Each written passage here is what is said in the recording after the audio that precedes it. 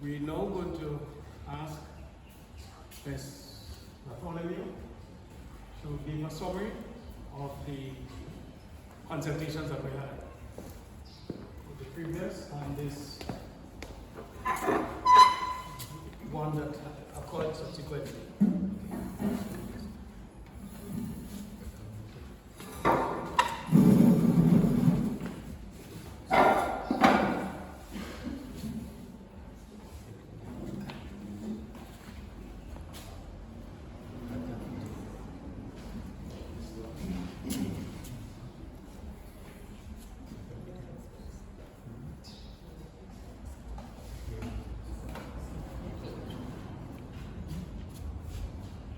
Good afternoon, ladies and gentlemen. The first public consultation on the proposed Grenada National Resort to be located at Levera, St. Patrick's was held at the St. Patrick Anglican School on Thursday, 30th July 2020. 25 participants comprising of local NGO representatives and representatives from the communities of Mount Craven, La Fortune, Marley, Bathway, Mount Rodney, Rose Hill, Hermitage, Snare Hall, Belmont, Celeste, and the town of Sauteurs were involved in the consultation. Some of the main concerns and recommendations coming out of this consultation I'm going to share with you. 1, 50% of the participants had a concern with access to the Levera through the La Fortune and Bathway access route and the impact on traffic congestion leading to Bathway Beach. It was recommended that the La Fortune Road development should form part of the Grenada National Hotel project. 75% of the participants indicated grave and serious concerns about preservation of the Ramsar site, turtle nesting habitat, as light and activity from the development can hamper the turtle's ability to find its way ashore and destruction of the existing ecological system that exists there. And recommendation of smaller scale development and responsible management practices, permaculture, should be employed to protect the Ramsar site, the Levera Turtle Sanctuary, and Beachy Route. All of the participants, 100% of the participants, were concerned about preservation of our cultural heritage in St. Patrick, that's the Amerindian sites and existing local economic and recreational activities. It was recommended that the local traditions and activities such as fishing and turtle watching should be part of the project to get an authentic Grenadian facility and to preserve the culture of the parish of St. Patrick. 50% of the respondents were concerned about water pollution and eutrophication of the Levera pond. And for this, it was recommended that proper solid and liquid waste disposal measures should be implemented and monitored. 75% were concerned about Grenada's current building code and whether or not the development would adhere to what we have currently in Grenada. And yes, it was recommended that there should be strict adherence to Grenada's current building code and how the development can adequately conserve the existing environment. 50% of the respondents were concerned about water supply and management related to the project, the change in topography and the vegetative cover of the area. Again, for this, the recommendation was that we try to control the development and not create much damage to the environment. Some additional recommendations: turn off lights visible on nesting beaches or use special fixtures to shield the lights on the beach when the turtles are in the nesting season. Use low pressure sodium vapor lighting or LPS instead of normal lights. Use turtle safe lighting. These red lights emit a very narrow portion of the visible light spectrum, which is less intrusive to nesting sea turtles and hatchlings. Tint windows that face the beach, that's from the development. A questionnaire together with a description of the project was subsequently distributed via email to key stakeholder groups in the parish of St. Patrick, focusing on increasing public awareness and information gathering. In addition, a total of 232 persons from from within the communities of La Fortune, Levera, Plains, Riverside, and Rose Hill were interviewed. The main objective was to reach out to persons who were not necessarily part of the organizations which came from the first consultation, but may also be affected by the proposed project. In both cases, the concerns and recommendations were similar to those expressed at the consultation. And now, Mr. Niles will present a summary of that recommendation from the questionnaire done.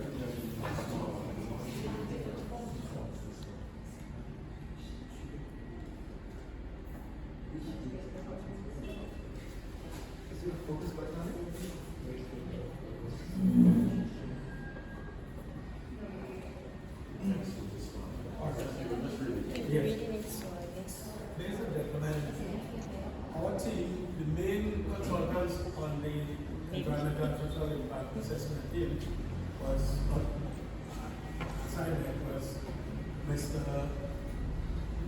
Philip from St. Patrick's Day, he's a microbiologist, and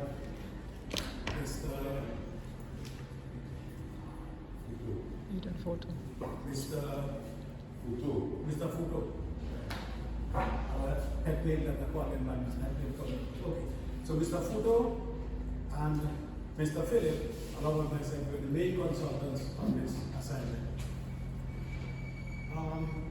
The concerns and the recommendations were taken into consideration and addressed as much as best as possible. For example, the first recommendation deals with the road, La Fortune road development to improve that road so that they can have, once again, traffic coming through from Sauteurs right through to Levera Road. This will improve the traffic situation, avoid congestion, because when you have the hotel development and more activities taking place, if everybody appeals that other road, that one road coming from Riverside could be a problem. But that road is government's property. So due consideration have been given, is being given by the developer to see how they can work with government because it will be a good benefit to the hotel itself. But at this stage, they have not gotten to the point where they said, right, good, who is going to fund what and how is going to be developed and designed. But we've looked at it and we have given some recommendations regarding that. The size of the hotel, smaller. This has been addressed. What we saw here is a revised version or a simpler, smaller version of the original. So we'll show you that in a while. The next recommendation regarding the traditional activities and culture and the total nesting activities, that recommendation is accepted and addressed. The soil, solid and liquid waste disposal is already provision that they made. They have it designed within the project waste disposal, treatment plant, and recycling of the grey water. So whatever water that comes from the hotel, from the kitchen and everything else, will be treated and recycled and used. So you have minimum water from the hotel operations that will end up in the sea already. Strict adherence to, yes? You mentioned that the size of the hotel has been reduced. Could you tell us what to? No, I'm going to get to that. We're just giving an overview at first. Yes, this one, right? So, now, strict adherence to the government's regulations and building code. This has been followed.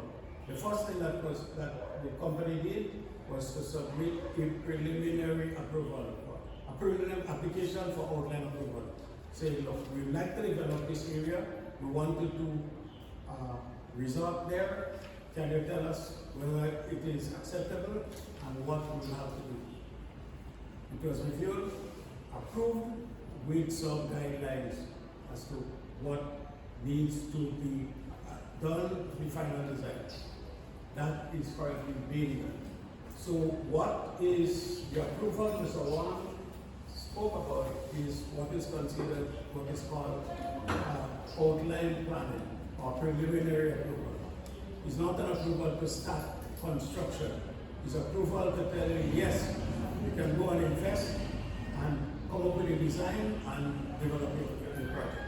And then you submit the final working drawings to have it done. So, let me know. All right.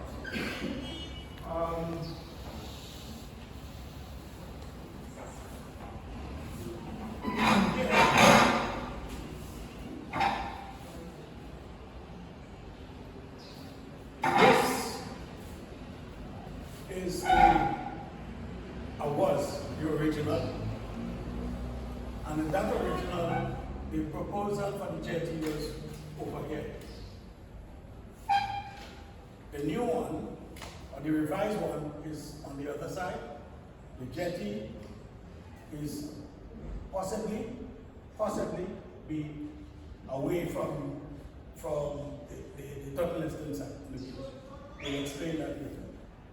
And if you look, you can see here, you have a better, a simpler design. The buildings are smarter, not as much, not as condensed, and in this one, it's a larger building, and they cover a wider area.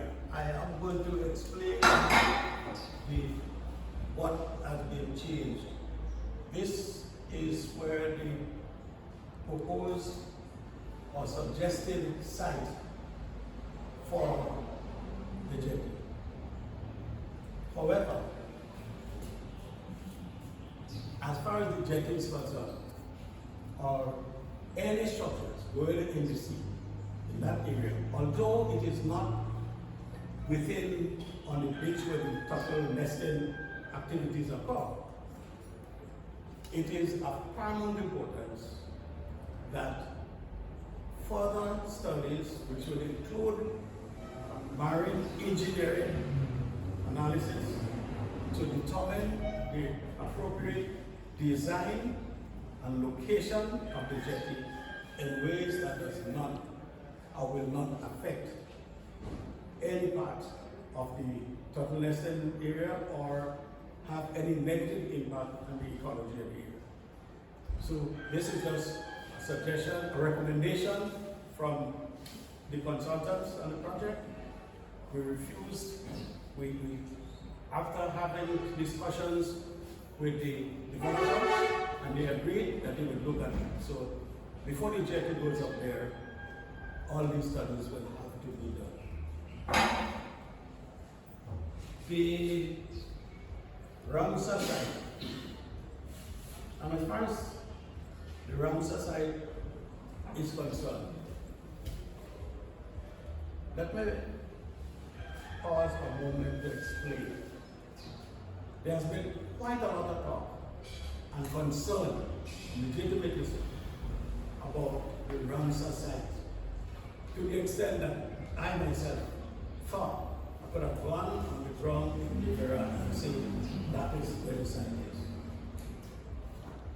When we conducted our preliminary assessment and investigations of the area, we realized that this Ramsar site is just a preliminary or a line just on the ground.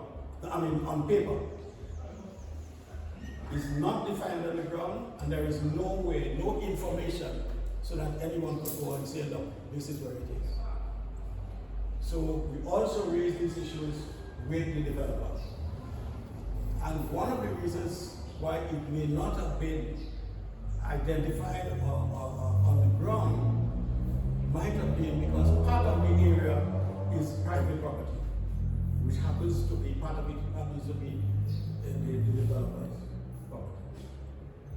So, after they held discussions with the government, the relevant authorities, the Ramsar site is now this area here. This side here. That's the new side. You notice the officials still. Edward, Yes? excuse me. You say originally the Ramsar site 9 was roughly joined on the map. No coordinates were designated. So Yeah. talking with the government agencies concerned, we have demarcated the exact Ramsar site with coordinates. Yes, I'm coming to that. So, here, if you notice along these lines, there are some numbers that is difficult to see here, but all these are coordinates that has been established by the relevant authorities after discussions and consultations with the developer. And so you can go, the next step now is to go and put the relevant maps on the ground. But with this map, one can easily go and indicate exactly where it is. So the Ramsar site is no longer an imaginary line drawn to say, look, when you're considering preservation or conservation of this area, please take into consideration this island and lands around this lake here. And it never went beyond that point until now. Okay, so that concern has been addressed. Sorry, can you just move it a little so you can see the other map more clearly, Pardon? please? Could you just move maybe the projector a little so we can see the other side more clearly of the second map? Perfect, thank you very much. Yes. Right? Yeah, much better, thank you.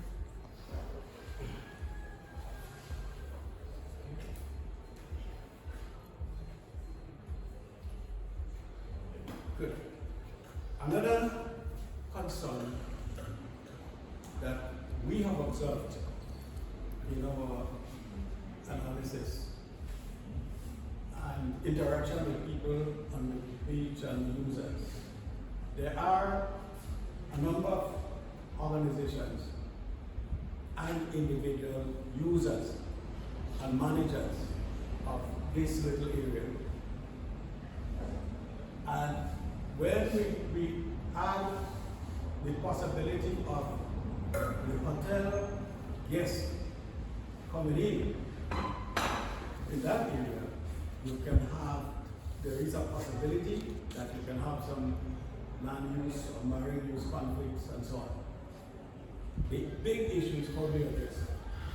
And I remember one of the recommendations and concerns from that consultation was efficient management of this area. So, to address that, we have recommended that there be established an NGO to coordinate all the activities of all of these different organizations and to ensure that you have a successful implementation of the project in ways, when I talk about successful implementation, ways that is beneficial, primarily so beneficial to the locals and Grenada as a whole.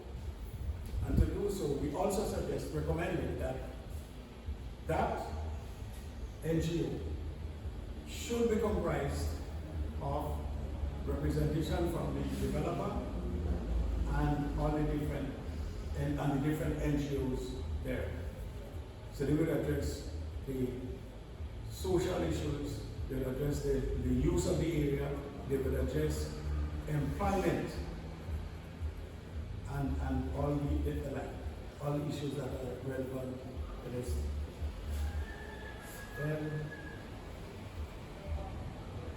The negative impacts, negative and positive impacts. We are fairly confident, and I say we are talking about our team, that this development or development of this nature will bring about positive social and economic impact on the local community, Grenada as a whole, through the creation of employment opportunities and income generating opportunities. Okay? And I don't think we need to go in details for that. So, the negative impacts.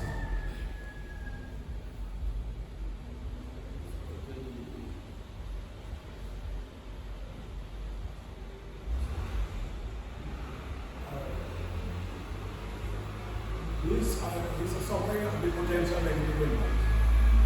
During construction, some of the activities, the first type of activity that will be taking place will be site excavation and earthworks. Excavations. During that period, you'll have the possibility of noise with the heavy equipment and so on that will be okay. Noise, you have environmental depreciation, that is deforestation and excavation would change the whole environment. You have soil erosion can occur and landscape, the marine pollution with all these silt and heavy rains will take all of that to the sea. You have air pollution, if you have a malfunctioning vehicle, all the food, smoke and oil that will be coming down and so on, that give all sorts of problems. The turtle nesting endangerment.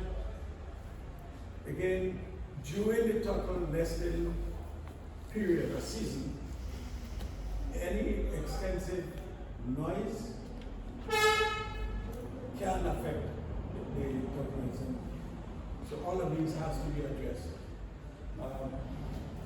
And during construction, you have just a little less of the potential negative impacts, but it's the noise, marine pollution, air pollution, and the turtle nesting endangerment can still occur. And again, it is, for example, the noise would be something localized that would go beyond just the site. But you can hear the noise beyond just the site, and depends on the loudness and the volume at the time and the number of activities. If it could affect residents and so on, then transportation and storage of materials and waste. During transportation, what occurs in Grenada very often? Trucks full of sand, dust, or whatever, traveling, and without proper cover, the wind blowing dust over everybody.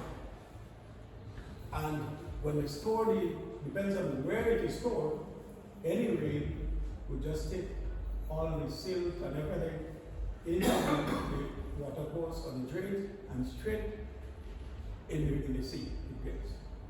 So this is a concern that has to be addressed. During the operation phase, that's another area that is of critical importance.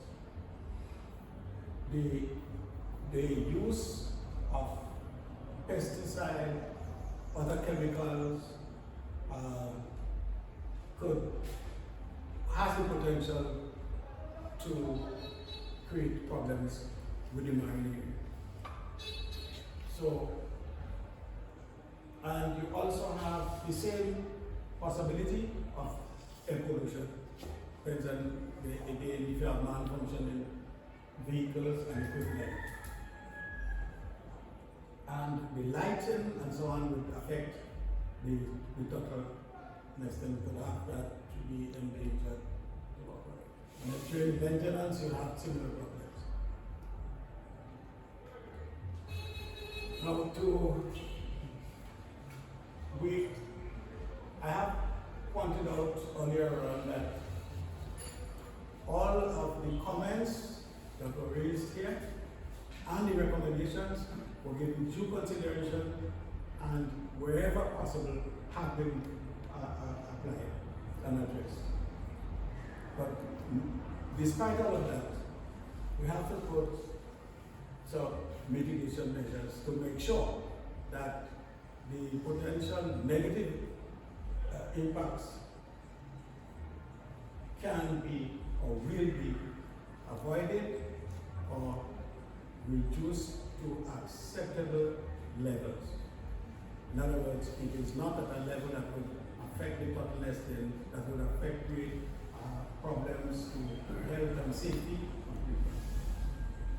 So for the noise, the recommendation is to avoid the use of malfunctioning machinery and equipment during implementation.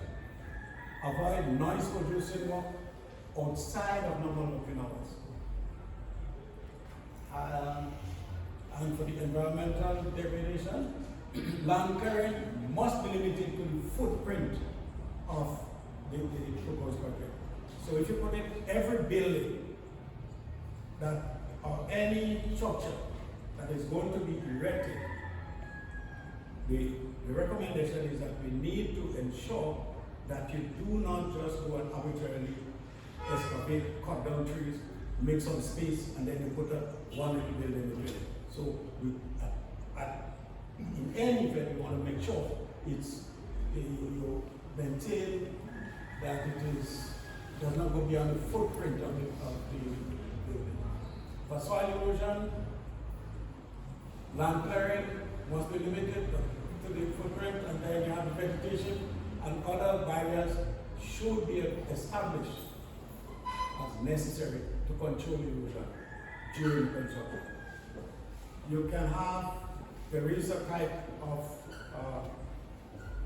material you can cover the area with, or there are type of grasses that you can introduce and plant to prevent this vegetation, this erosion.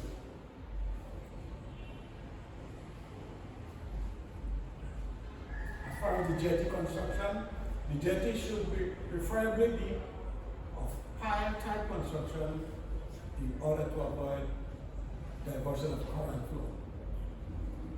In other words, as far as we're concerned, and from our observation and from our professional studies and so on, we realize that structures, jetties and others, that are permanent, solid, concrete, from stone, whatever, going on, it changes the dynamics of the world, and anything can happen down the road. For example, in St. George's, the Pope going out, it's like piles, like some pillars if you like. So when the wave come or the current comes, we just go straight under.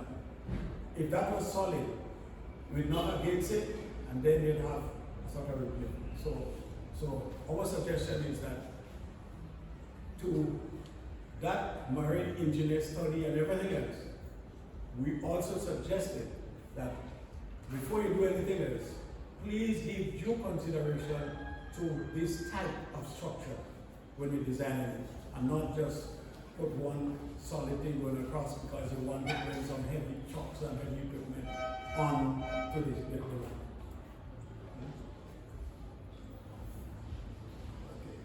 Air pollution. Avoid the use of malfunctioning vehicle again because during construction, cover dust-prone materials, I went to that already, and the marine pollution. Silt traps should be placed around the excavated materials and stuff. So when you just excavate, we don't want to see an area where you do the excavation, pile up the stuff, and they're waiting for trucks to come and move them weeks and weeks and weeks. The area is too close to the beach and is too close to the sensitive ecosystem. So we want to make sure that when you do your excavation, before you do your excavation, you get everything organized, the trucks to come whatever, and you cover the excavated. So put it in place at least 30 meters from any drain or water course, and you make sure it's properly covered and ensure that it's not done. For the turtle nesting, no development should occur within the turtle nesting area or anywhere that will have negative impact on the turtle nesting, and due consideration to the use of the type of lights and that will have no negative impact. The same recommendations you have with light. We thought that while the recommendation from the consultation gave specifics of a type of light, we didn't want to just confine this recommendation to that, to say this light. You say, you look, if you find a better light, fine. If you didn't find a better light, then you can use what we have, what is recommended. So there is where it was taken into consideration. Now, excuse me. yes, So with all this happening and sorry? parking bill, how are you going to power it? Are you going to be? How are you going to look after this carbon footprint? How are you going to power? Where's all the electric going to come from? Is it ever going to be a big diesel generator kicking out CO2? Where will the electricity come from? Oh, the electricity? Grenada? Nobody's mentioned someone, Grenada? Let's let the gentleman finish. Sorry, We have been mentioned solar. Solar should be involved in. Oh, yes. Mr. Wang did touch on that. They look at renewable energy. All of that will be taken into consideration in the design. So the powers apart from the municipal grid were just very small and minimal.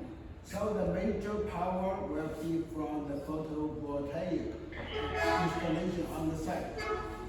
And we will use the solar energy, the renewable resources, by placing the solar panels at the I'm just surprised that the workers' village was built and there was no mention of putting solar energy power. We mean for the construction period. There's a diesel generator. Tomorrow, powers the workers' village. Yeah, there is one diesel generator now. This is a temporary power supply to the temporary buildings. And now we are talking with the Grenada to have the power connection to the temporary buildings. So the diesel generator is temporary.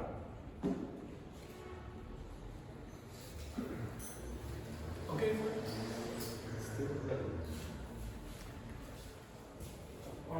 So, it is all well and good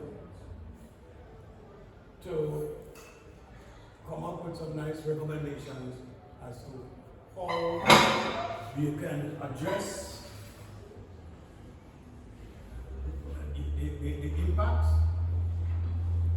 and on mitigation measures that we recommended. But it is important. What is important is environmental management plan. How you want to manage? How you want to manage to ensure that these mitigation measures are implemented successfully. I'll have to just read it through here because the thing is giving some problem. Now, during the construction phase, we start before construction start, before any excavation or works, the developer has to get the contractor to come up to provide a management plan to say how he's going to address each of the mitigation measures that is recommended. We recommend that you should not have these vehicles, you should never going to store and transport this material. And then he has to now come up with that plan, let the developer know, and hopefully approved by the developer. And then the question is, if the developer employs the contractor come up with a recommendation, how does that affect us? How do we know that it is working?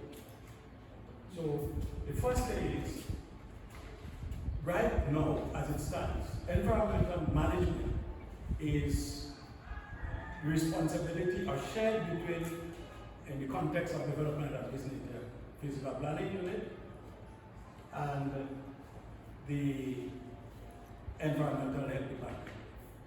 So if somebody notices pollution, environmental health at the community is physical planning and problem. You'll notice that the developer going higher than he's supposed to, closer to the beach and the auto, closer to the boundary called physical planning.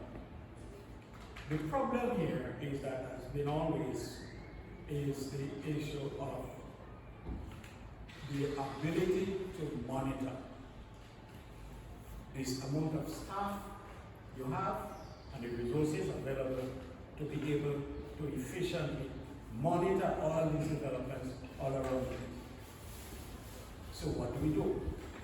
The NGO that what we recommend to be involved would also be involved in the monitoring and evaluation and management of the whole activities there. So in addition to that NGO, non-governmental organization, is not a party, so they don't want to go or go in and oppose everything they say, good, bad, or indifferent, just going to oppose and things. Nice. We have people who are representing the communities. You have people from the developer. They would meet and discuss how do we approach that. These are how the developer, the contractor decides to do the work. We agree with that. He shows me going to put his sand, the material and everything. We're satisfied with it. If we're not satisfied, we'll give him some recommendations, make sure that is done properly. And then when it is done, you know how to monitor. So this monitoring will be and during the period of construction will be done by this NGO and the relevant authorities, government, physical planning, whoever it is. But you have a role and a responsibility to look after the resources that you have in St. Patrick on our behalf. We Grenadians are living in other parts of the world because it's going to take us a while to come and see. Okay? And the developer has a responsibility to ensure that the preservation and enhancement of the local and natural environment that is going to be of importance to his own development. So everybody with the same interest working together. So then it makes the whole monitoring and environmental management thing better. As far as the general environmental management, what we suggest is that the government agencies or relevant authorities continue to do what they have to do and take the lead as necessary. But this NGO is what we consider to be on the spot, hands-on, always there. A problem, you could address it. It's not a question of the NGO, sit down and we decide what we're doing, and we go and tell the developer, and the developer that we don't know what they're doing, that they're doing something to make a positive difference for us. But because we don't know, we just go and demonstrate and make noise and confusion and all sorts of things mash up. But if everybody together, then we have a transfer of the relevant information in a timely manner. Okay? So that is where this management is of critical importance. We can recommend a number of things. The company can agree to do it. The contractor do a shortcut. And the company didn't know. When he come back and realize, well, look, there is a shortcut here. What does it? Go and change that time again, same or whatever. And that shortcut will bring problems for us long ago. By the time you notice that Spectral noticed it, the other organization not looking at that, the next one looking at that, and then you have this conflict. But to avoid these land use conflicts and the use of the marine area and all other issues, especially to one of the concerns that everybody had, the 232 buses that we interviewed through the villages there, and this consultation that we have previously is about the assurance that what is said is done with regards to employment. That's one of the major concerns people have. Apart from the turtleness tenants, because that is of paramount importance to people. They don't want anything happen to that. But apart from that, they want work to make positive difference in the quality and standard of living of the people here. How do we ensure that that happens? Those of us who may not have the skills or the interest in working in this hotel industry, we wouldn't know necessarily. This man complained that he didn't get work, this one complained about the work, this one complaining because of and then everybody team up together and it's a problem. Now, this, and then you have to go to the MP and complain to the MP. The MP now have to try to find out what is the problem here and how we address it. To avoid all of that, this NGO, non-governmental organization, that has this sort of overriding responsibility of addressing all the issues of the NGOs and the users and the locals there, also has a responsibility to see that the employment that is stated is implemented as stated, or if any change, they have to be satisfied that it is necessary. So you don't have problems just popping up for the MB to solve without the tools and the means and the knowledge to solve it. And you don't have the developer trying to help, but miscommunication or lack of information, you don't realize that it's helping you to trump yourself. So we think that is critical. Yes, sorry, you're suggesting that potential groups and local people are going to be able to not look over but observe what's going on. So are we going to be allowed to access the site outside of Ramsar site? At the moment we used to walk there with our dogs, we'd swim on the beach. Are we going to be able to continue doing that if you're asking us to be the eyes of what's going on? Okay, as far as I know, The beach, The beach, I know, Private but property. has to remain public. the developer's property, land is private property. So how are we expected to go and say, well, hang on, there's a bunch of lights here, we don't agree. Oh, no. Or there's rubbish coming Okay, out. let me explain. Yeah. Right, that is the problem that our recommendation is going to solve, Okay. is going to address. Now, as it stands, currently, what you're suggesting is what will not continue done if you didn't have that organization set up to address all of that. This organization would have representation from the developer and representing your interests, every other NGO's interests, I can't remember the names now, and people from the community who use the area, whether to go chapel, to go whatever.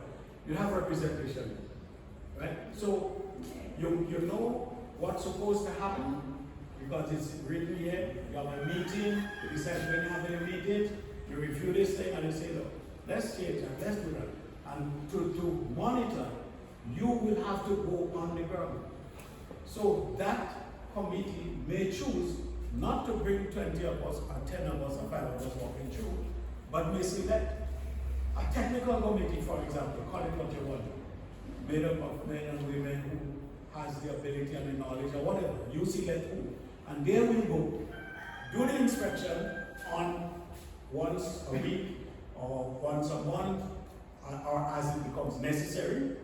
If you as an individual, or I as an individual notice something straight and I let they pass that information to that organization or that committee, name it what you want, that committee would then would have sufficient information to advise me. Oh, no, don't worry. This year, in the next 2 weeks, it's going to be better. We're doing that to improve that better. We know about that. Or if you don't know, you then call up the members that we have an emergency meeting. What is happening here? You look at, everybody look at the document and say, this, that is happening here, ought not to happen this time or in this week, or happen at all. And then you address it. So you meet, you address it, and when you go in, then that committee, which also involves the developer. If it does not involve the developer, you have to write them, ask them, ring them, ask them for permission to come, and ask them for permission to give you the information. But when they have representation, and it is in their best interest to have this communication, level of communication with the developer, the residents, the local, the NGOs, because the natural, cultural resources of the area that benefits all of the locals are what also would be a key attraction to the guests of the area.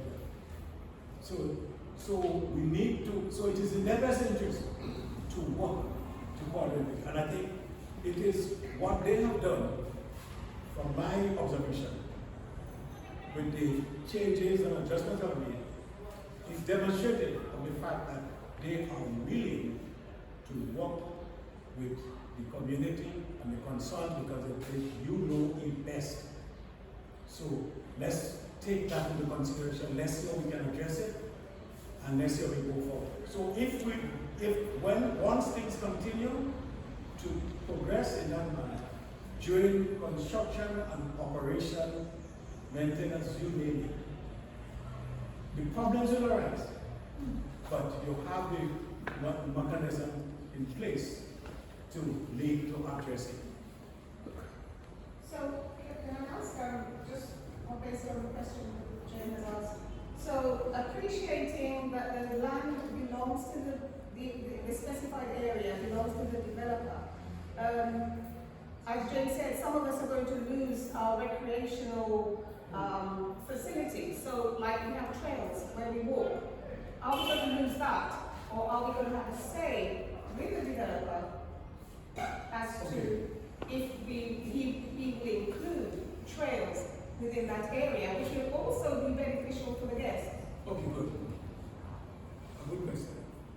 Again, I cannot adequately answer that, except that when you speak, I keep thinking, I'm in Pakistan and everybody wants to just walk through Melana, offensive, and some people, some Grenadians, sometimes, you know, who leave, spend a lot of time abroad, the first they do is fence their place. So then, if I want to fence my place, and on the top of from passing through the track, it's impossible to ask another man not to do it. No, that is one part of it. The other thing is that there are trails, as I say, that you keep been going through for whatever period of walking through. Nobody tell you anything. No, I think that it is not practical to just have the trails any and any way, because you can't, if the buildings would not be here, and it's when the pass where you used to pass there, you can't be walking and go to that.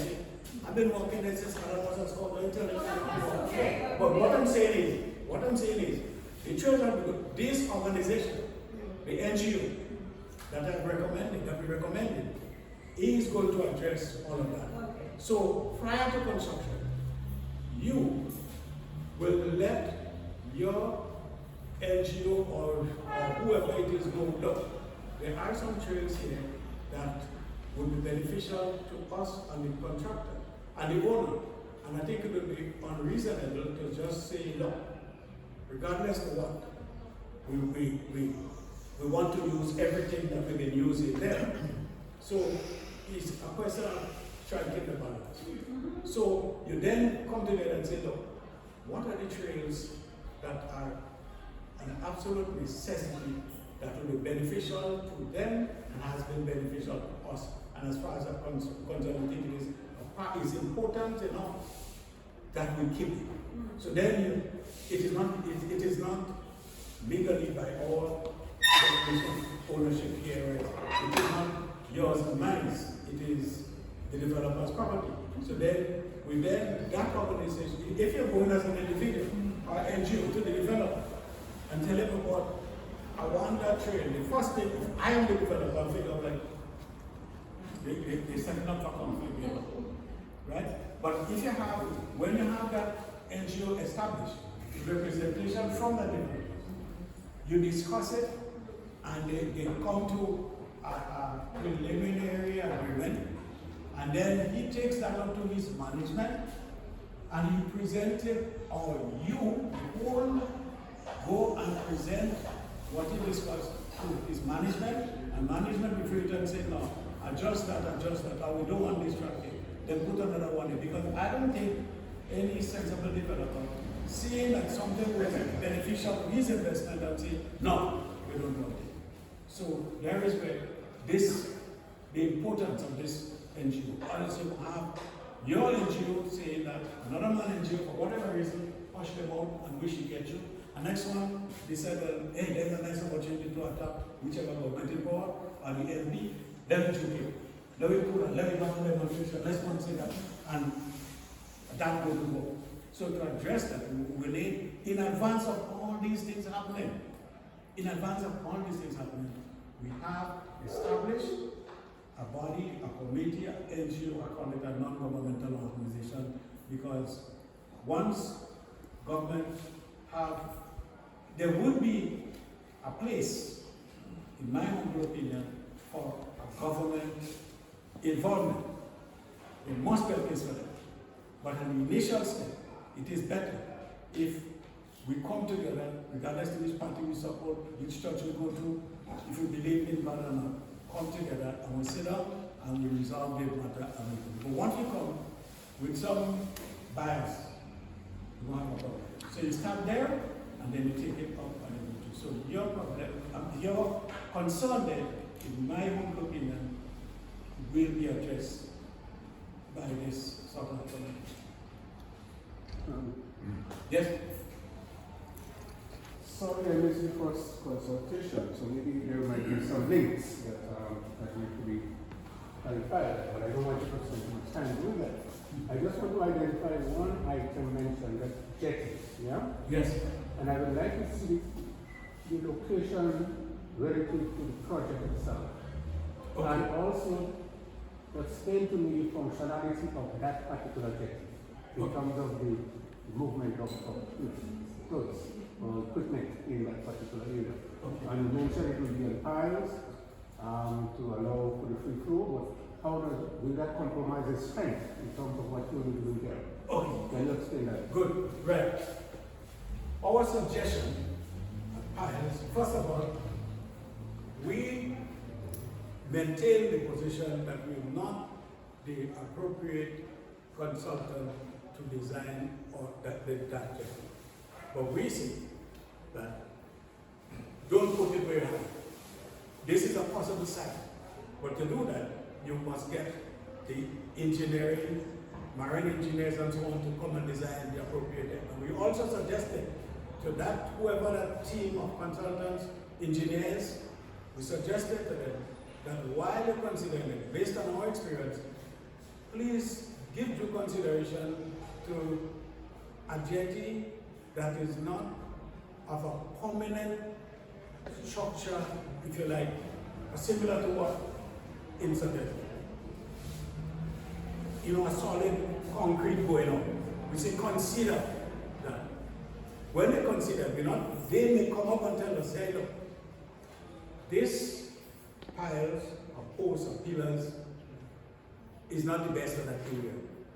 We could put a solid concrete right through because of where it's located in relation to the tide and everything in that area, and you will not have a problem. Okay?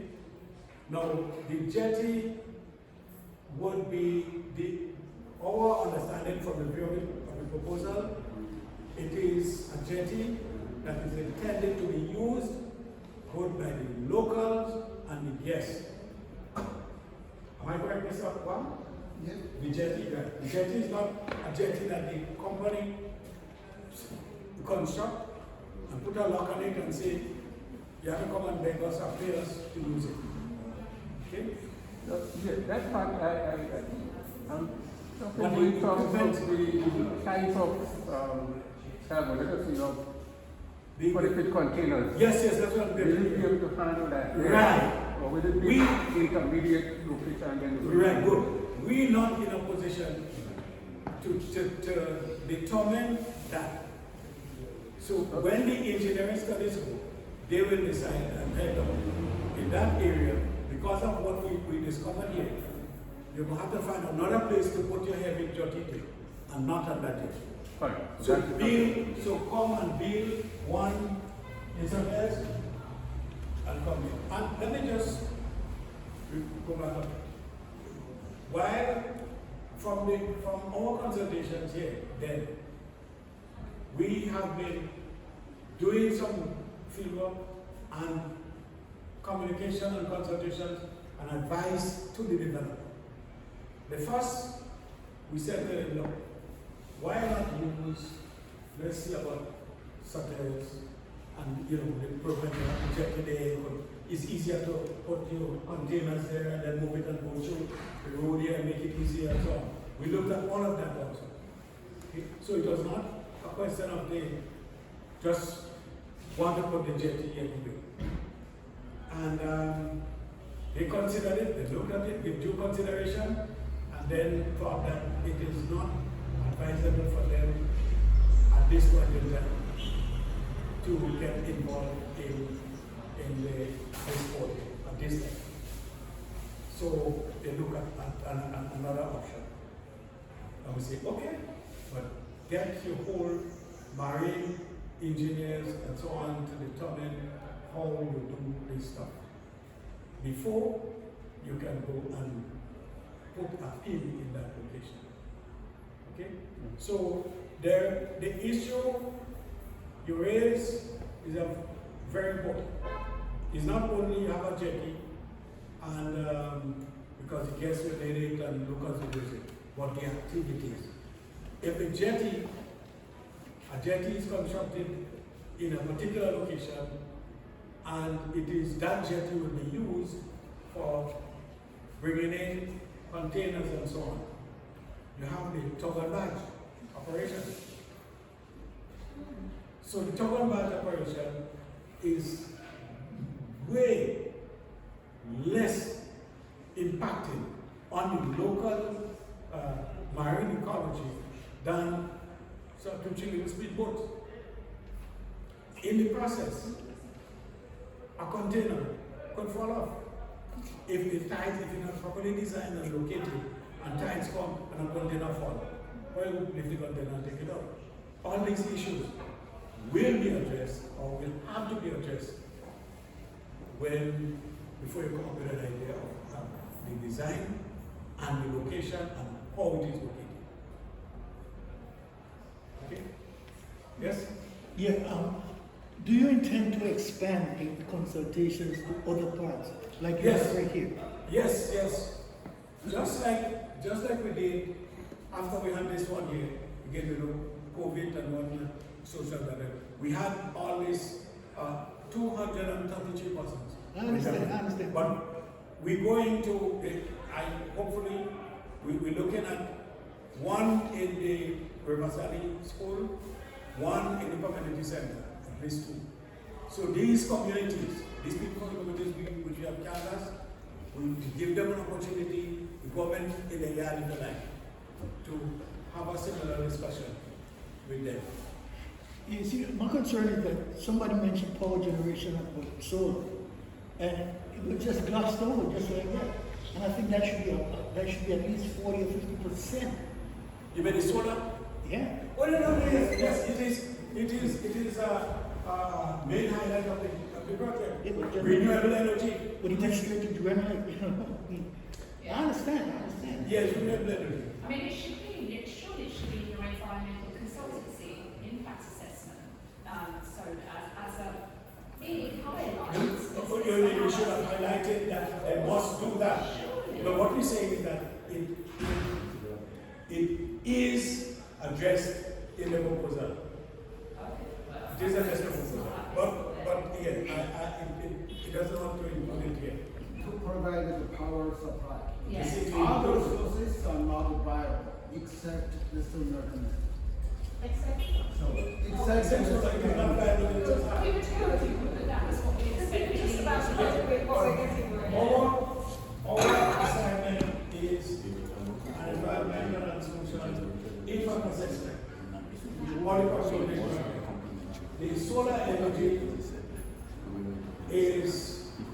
it's a very good suggestion, but we have satisfied that it is addressed within the proposal.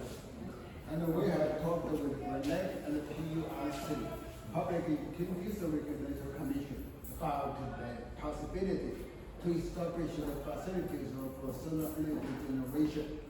And they all support this proposal. I mean, forgive us because we're seeing lots of developments that actually aren't doing that in spite of government. This isn't just particular to here. True. So As a developer, this is our top choice. In our future consultations, we're going to highlight that in the presentation of the project. Yes? I have a question about the Ramsar site. So it's good that you surveyed it and defined it, but there wasn't much in like the negative impacts chart that you had. It was mostly marine focused, which is good that you're focused on that. But then the wetlands and the ponds, like I was wondering how that would be affected because the developers map showed it's still being developed there. No, they have moved. The developer has moved this proposal, the new proposal, We back off from So there won't be any development in they moved the buildings back to Okay. allow more of their land space to be in government environments. So there wouldn't be any development. No development will take No. The other concern though is runoff from that area into the wetland. Okay, good. You have a golf course and stuff. Right. So where's it all going? Okay, good. Mr. Wang explained that I explained also that all the grey water coming from the kitchen, the bathroom, everything, would be treated and recycled. So the intention is to have little or no water or no pollution water with any level of contamination to get into the land or the sea. Okay? So the water that they use will be treated and recycled in area and for irrigation and so on. So again, this is beneficial to them because if they just let it go, they have to pay for new water coming in or produce more water. So they have it, they're going to recycle it. And who's going to monitor the lakes and ponds? Pardon me? Who's going to monitor the lakes and ponds? I take water samples. Lakes and ponds? No, that is not the responsibility of the people who monitor it now. I think you have a few inspectors and a few other organizations doing different monitoring, and then you have the forestry department, I think fisheries department. So you have government departments, and they're going to continue to do their monitoring. They'll be continue to monitor that, do their stuff. But that NGO that we recommend is going to be involved in ensuring they monitor what the hotel operation, the construction process, and the hotel operation to make sure that, for example, the sewage treatment plant and the waste disposal and the treatment plant for the grey water is functioning efficiently so that you don't have any contaminant or contaminated water escaping, because if you escape, eventually you get there. I actually live in there, and I up until recently, it was like that was going to stop me. I walked from there to halfway through the project. I've happened for 3 or 4 years, and I actually witnessed a concrete lorry washing the waste salts concrete into a gully that goes down into the pond. Now I reported this to somebody, and I understand something to feel about it. So that's not my point. But my point is that if I were walking through there, that would have been carried on. You wouldn't have seen it. Yeah. Good. I haven't seen it, because I'm not an LG. I'm just a guy Yeah, who walks through there right. on a regular basis. I agree. But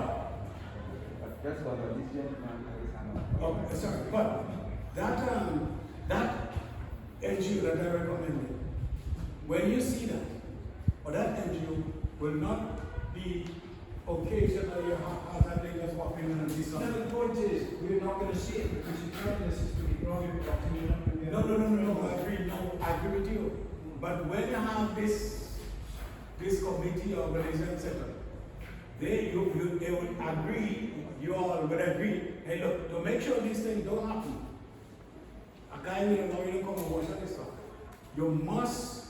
We have to go and look at these things like a week or whatever. All right, let me, sorry, sir. Thank you. Very sorry. Two very quick questions. One, you mentioned in the beginning, I think Mr. Wang mentioned outline planning. And my question is the EIA or ESIA you're doing, is that finished? Or is this part of the final phase of that? And how does that relate to the final planning for the project? So you mentioned outline planning, so where are you in relation to the finalization of the ESIA and the final planning? Okay, good. The ESIA is finished. So that's what we come here and tell you, look, this is what our observations were.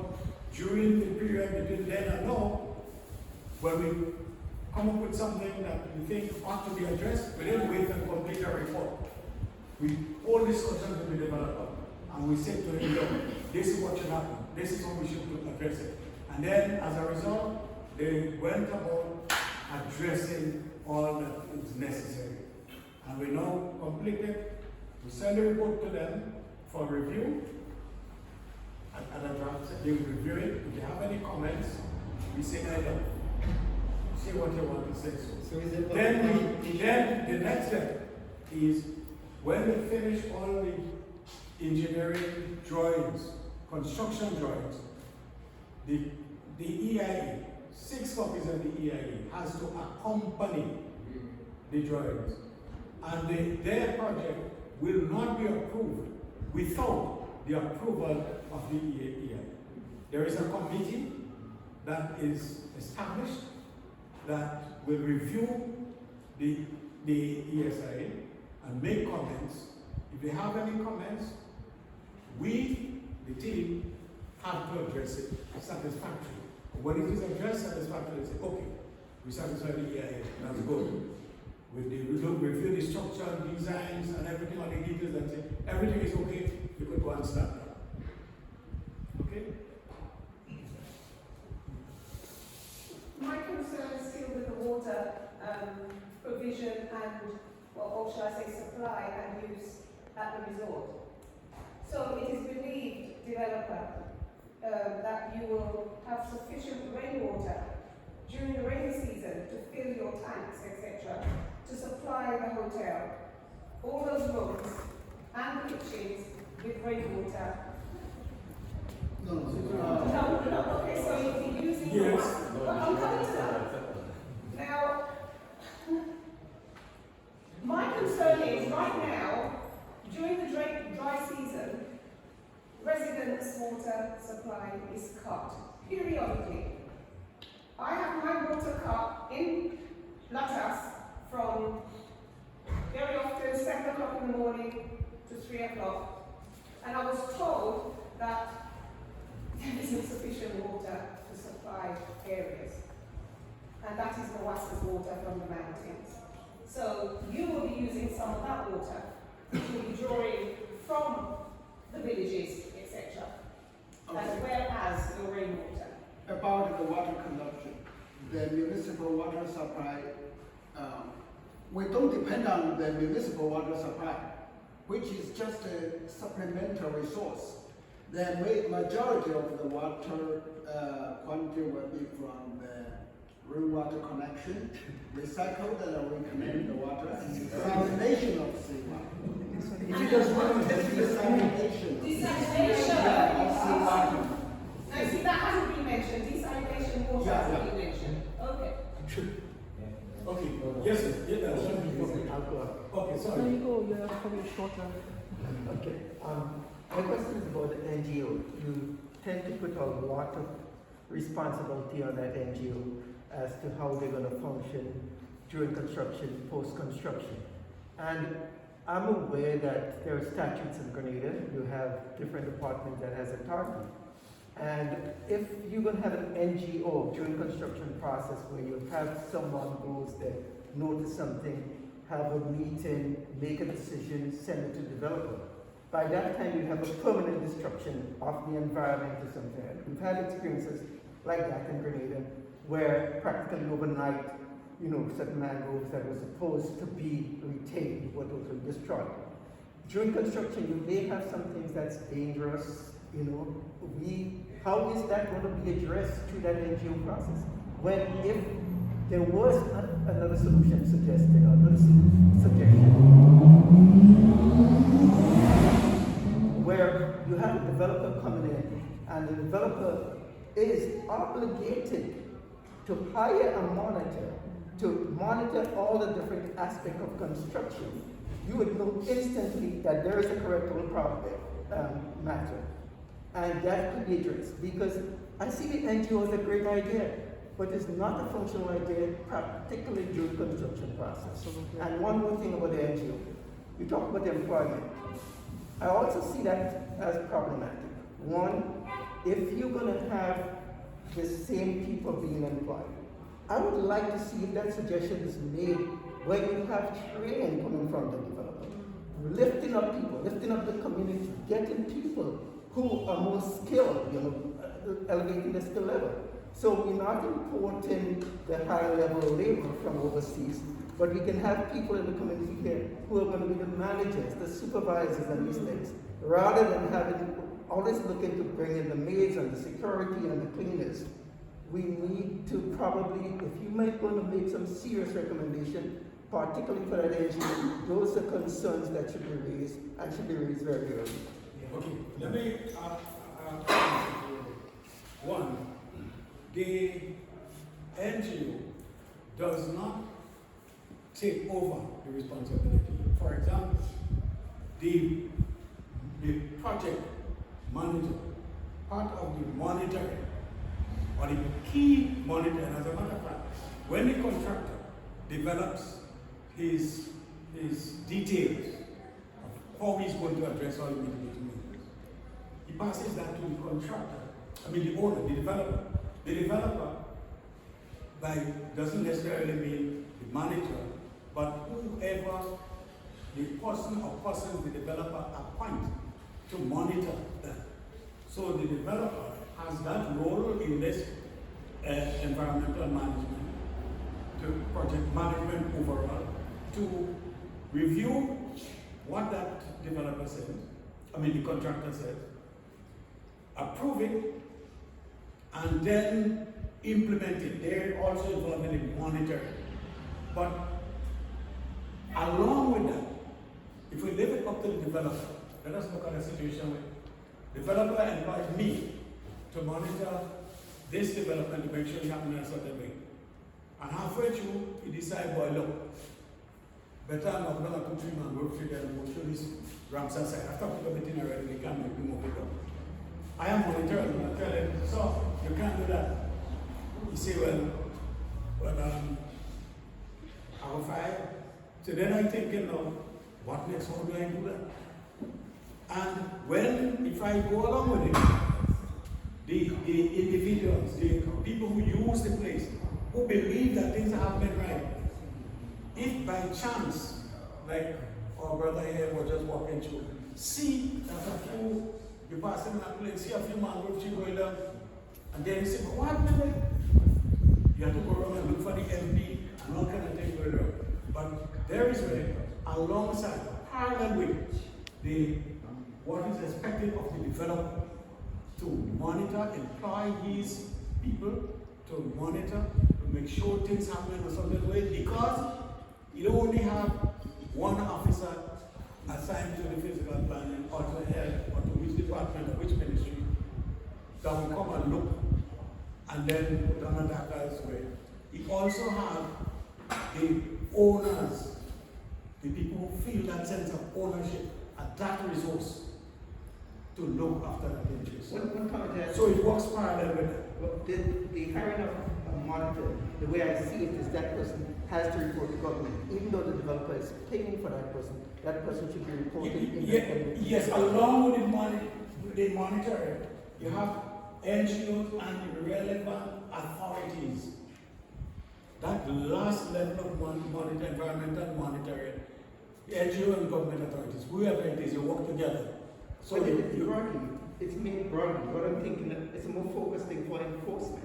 Because someone has to come in instantly when something is done that is improper, that is reported to the government charge to stop. Monitoring and enforcement. Monitoring and enforcement. The NGO would have the ability to put in motion the enforcement mechanisms or system in place. Not only dependent, in other words, these resources are yours. You're independent, and somebody else that is working with whoever to come and look for you. Alongside with them doing their stuff, you doing it too, and the other one, you're working together. So that is the I understand your point. Yeah, the point is time there. The time consumed. I understand how the NGO functions. Yeah, but the critical thing here is time. Some things have to be addressed. Yeah, the timing is, look, currently you have everybody, a lot of people complaining that this man doing this work, this one doing this wrong. By the time we report, the man has so much work to do, by the time we reach the man fill up already. But if you're right here, and you have a role to play that becomes legitimate, and it understands and play with everybody, then it makes everybody work easier. Yes, please. Wait. Sorry, I apologize in advance. It will take a little bit of time. Mr. Wang. Hi. I'm very grateful that you took the time today, and to your team as well, and to Mr. Niles and his people and Mr. Boatman. I'm sorry, you always see me when I'm crying. It's not because of you.